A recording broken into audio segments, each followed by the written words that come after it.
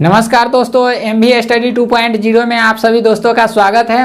बरसों से जो हम लोग के इंतज़ार था, बहुत ही महीनों से, कि कब एग्ज़ाम डेट आएगा, रेलवे RRC ग्रुप डी का कब एग्ज़ाम डेट आएगा। सो अब आ चुका है, आप लोग को तो पता है। देखिए, हम लोग जैसे पहले से जो तैयारी किए सो तो किए, लेकिन अब जो है आखिरी दौर में हम लोग कैसे तैयारी करें कि हम लोग का जो है रणनीति कैसा बनाएं जिससे एक सीट पक्का हो। ठीक है, और कुछ सिलेबस वगैरह जान लेते हैं। सिलेबस के अकॉर्डिंग ही तैयार करना सबसे बेस्ट माना जाता है। ठीक है, आइए तो हम लोग बात करते हैं। सबसे पहले बात कर रहे हैं हम लोग कि RRC ग्रुप डी का, रेलवे RRC ग्रुप डी का जो है हम लोग बात करते हैं। इसमें बात करते हैं कि एग्जाम कितने नंबर का होता है, कितने क्वेश्चन आते हैं और कितने घंटे का होते हैं। तो देखिए, यहाँ 100 क्वेश्चन आते हैं और 100 नंबर के रहते हैं, जिसमें टाइम हम लोग के 90 मिनट दिया जाता है। ये 100 क्वेश्चन है, 90 मिनट समय है। ध्यान देने वाली सबसे बड़ी बात यह है कि दोस्तों, सबसे बड़ी बात है कि यहाँ देखिए 1 मिनट भी समय नहीं है एक क्वेश्चन पर।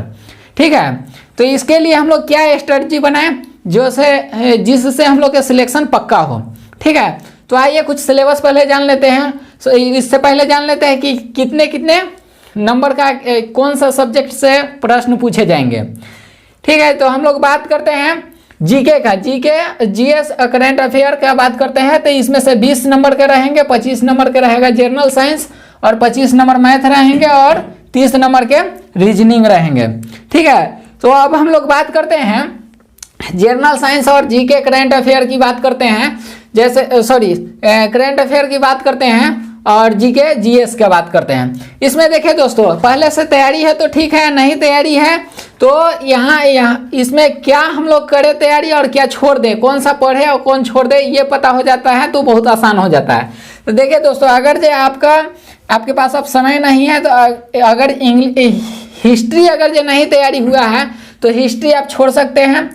पॉलिटी या इकोनॉमिक्स की बात करते हैं तो इकोनॉमिक्स में करेंट का जो है रेपो रेट वगैरह और RBI क्या कुछ है नीति है, मौद्रिक नीति, ये सब अगर जो कुछ पढ़ लेते हैं तो ठीक है, और नहीं तो इसे भी छोड़ सकते हैं। आप हिस्ट्री छोड़ सकते हैं क्योंकि ये दोनों से जो है 1-2 क्वेश्चन आते हैं।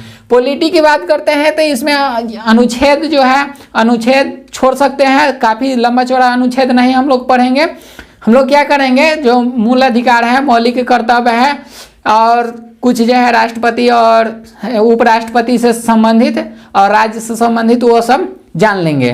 और सूची भाग ये पढ़ लेंगे।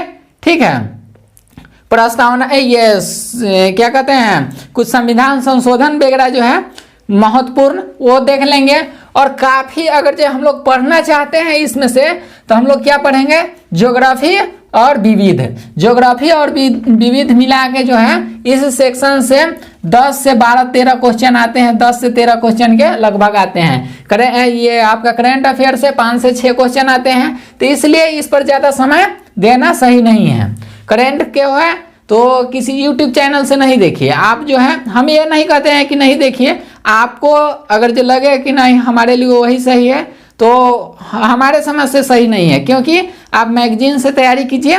मैगजीन से बेस्ट होता है, क्योंकि 20 से 25 मिनट समय दीजिए, 1.5 घंटा 2 घंटा देने की ज़रूरत नहीं है। ठीक है, अब आते हैं हम लोग बात करते हैं जनरल साइंस।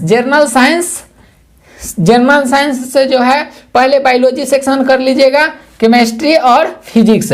बायोलॉजी सेक्शन से डायरेक्ट क्वेश्चन आते हैं, प्रश्न जो है डायरेक्ट आते हैं। इसमें जैसे कि विटामिन, बहुत सारे ग्रुप डी के लिए बायोलॉजी सेक्शन बहुत महत्वपूर्ण होता है। जैसे डायरेक्टली इसमें से पूछ दिया जाता है विटामिन के बारे में, डिजीज के बारे में पूछ दिया जाता है। उसके अलावा है आपको नाम, खोज, ये सब जो है पूछ दिया जाता है। और कोशिका, पाचन तंत्र, श्वसन तंत्र, ये सबसे डायरेक्टली क्वेश्चन बनते हैं। ठीक है, और अस्थि, उसके अलावा है कि बहुत सारे ये सबसे क्वेश्चन बनते हैं। फिजिक्स में आपको बात करते हैं तो न्यूमेरिकल इसमें आ जाते हैं और कुछ यूनिट वगैरह भी आ जाता है।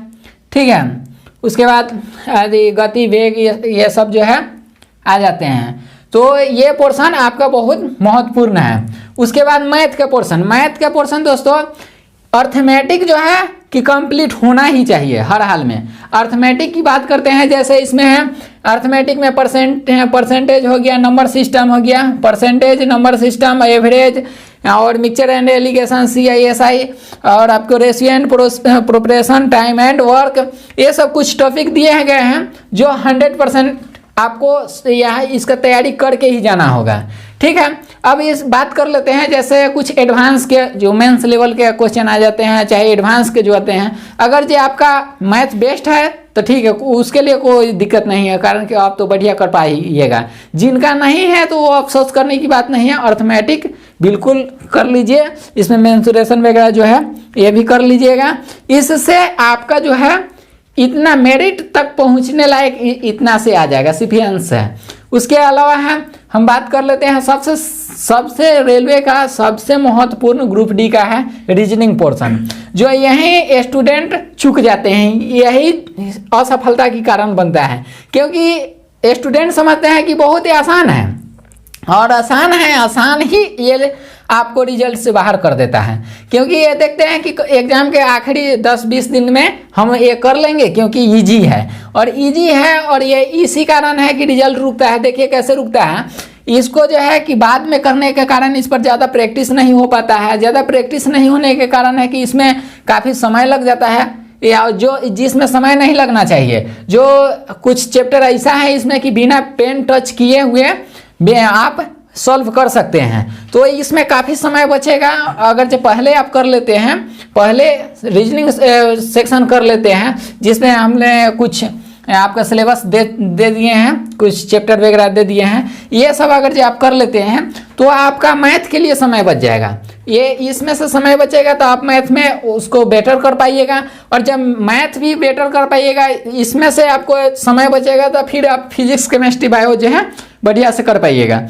और देखिए दोस्तों, जब ये बढ़िया होगा तो ये भी बेस्ट हो जाएगा, जब जैसे पहले इससे समय बचाइएगा तो ये बेस्ट हो जाएगा, और इससे बचेगा तो ये हो जाएगा। और मेन जो है ग्रुप डी का यही 3 है, सिलेक्शन दिलाने वाले यही चैप्टर हैं, और इसको इग्नोर कीजिएगा तो रिजल्ट नहीं हो सकता है। अब रही बात, देखिए दोस्तों, ये तो हमने कुछ सिलेबस वगैरह दे दिए हैं और टाइम टेबल सब बता दिए हैं। अब रही कि स्ट्रेटजी ऐसा बनाइए एकदम टारगेट वे में कि कैसे पढ़ें कि एकदम 100% एक सीट मेरा हो। इसके लिए आपको काफ़ी मेहनत करना पड़ेगा। मेहनत कैसे कीजिएगा उसका कुछ बताते रहे हैं। जैसे आप पहले ये सब का चैप्टर वाइज जो भी है कंप्लीट कर लीजिएगा, एक पेन डाउन कर लीजिएगा, नोट्स बना लीजिएगा, ठीक है। और नोट्स बनाने के बाद आप इसका जब नोट्स बना लीजिएगा तो आप सेट बनाइएगा और चैप्टर वाइज प्रैक्टिस कीजिएगा। तो सेट कैसे बनाइएगा, चैप्टर वाइज प्रैक्टिस तो कंटिन्यू कीजिएगा, और सेट कब बनाइएगा, जब आपका ये सिलेबस कंप्लीट हो जाए तो उसके बाद है मतलब सप्ताह में 1 से 2 सेट लगाइएगा। उससे क्या होगा कि आपको अनुभव मिलेगा कि हाँ मेरा तैयारी कैसा है। और जब आपको क्वेश्चन बनने लगे, कुछ क्वेश्चन बनने लगे, तब पर डे 1 से 2 सेट लगाइएगा। और जब आपका 50+ मार्क्स जाने लगे तो उसके बाद है कि पर डे जितना ज़्यादा सेट लगाना चाहते हैं, जितना ज़्यादा आप लगा सकते हैं उतना ज़्यादा लगाइए एग्जाम तक, ठीक है। और उसके बाद देखिए दोस्तों का क्वेश्चन आता है, ये तो आपको हम सेट के बारे में बता दिए, होता है कि कितने घंटे पढ़ें। तो देखिए आखिरी क्षण है, ठीक है, आखिरी घड़ी आया हुआ है, इस समय चूक गए तो ना जाने भविष्य में फिर कब वैकेंसी आएगा और कब हम लोग के सिलेक्शन मिलेगा। इसलिए इस पर चूकना नहीं है, वो चाहे दिन रात एक कर दीजिए, चाहे जितना ज़्यादा हो सके पढ़ाई, जितना ज़्यादा।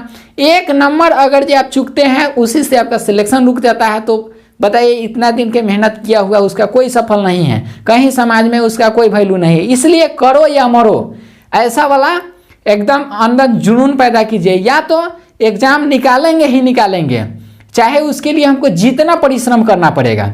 करो या मरो के मतलब ये नहीं समझे मर जाने, मरने के लिए बात नहीं कर रहे हैं, यानी तैयारी के लिए हम जितना समय दे सकते हैं, जितना ज़्यादा मेहनत कर सकते हैं उतना करने की बात कर रहे हैं। और देखिए हम लोग क्या करेंगे, टॉपिक वाइज और कंसेप्ट वाइज हम लोग वीडियो आपको प्रोवाइड करेंगे, पहले भी वीडियो बना चुके हैं। और वीडियो अपलोड कर चुके हैं, और इस समय से एग्जाम तक आप लोग के साथ बने रहेंगे।